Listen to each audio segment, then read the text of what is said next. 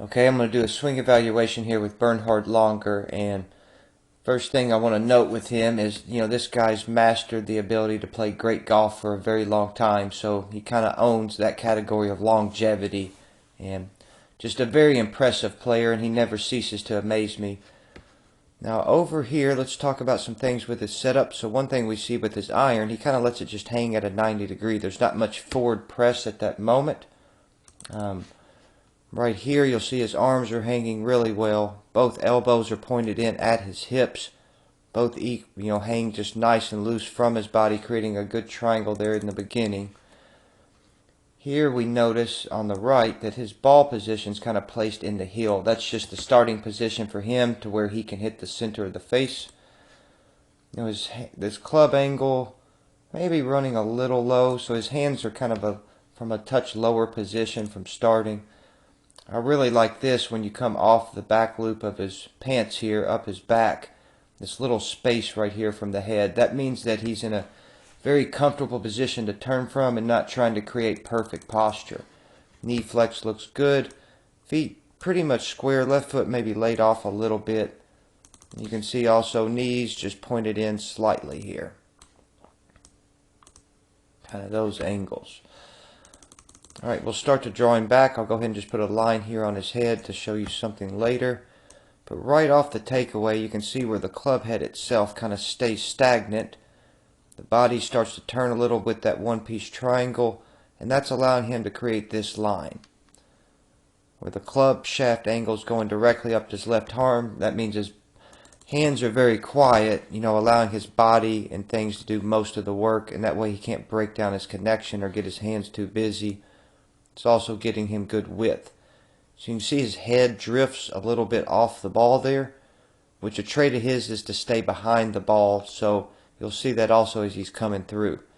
And we had an inward knee position here, but you can see where that's bowed out just a little bit at this moment.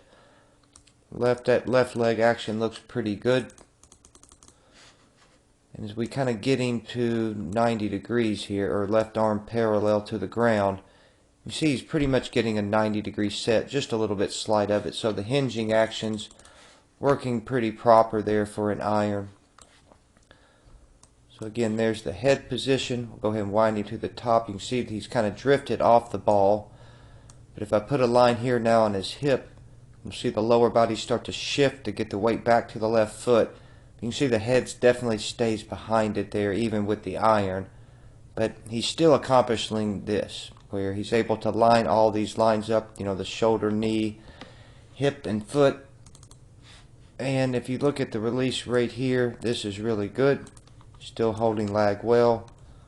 Right in here, hand position looking pretty good, where the knuckles are starting to rotate down into the ball. Still has good angle on the club. And as we come through, this is really well done, where his chest and club are connected to each other. You see the arms aren't flying off the body, where those are still really well connected. It keeps down and through the ball well, as far as not much foot action off the back foot, head staying down and through, which you're going to see more of that with an iron than you would with woods and things. So yeah, we'll go ahead and swing him all the way through there. Good full finish. Over here, a little bit of higher finish. If you watch him play in real life at times, sometimes he'll helicopter the finish, where that's just how his sense of feel coming through the ball at times. He's an expert player and can combat that with being able to hold off pulls and hooks at times. It's just a really good trait you have to have as far as senses. So we'll show his angle here, which is about 49, 48. Go ahead and wind him up to the top. These angles are really good. Right arm a little bit inward of the 90, kind of pointing at the ground a touch.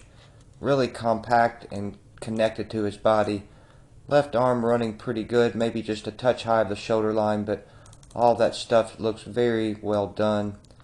Knee flexion still bent a little, so he's able to hold good stability, but it's definitely moving around enough to have some dynamic athleticism to it also. We'll go ahead and unwind him into the ball. See the core starting to unwind at a good rate for an iron, and the right foot's kind of in a good position for an iron where it's not getting too much off the ground. Those are complementing each other well at that moment.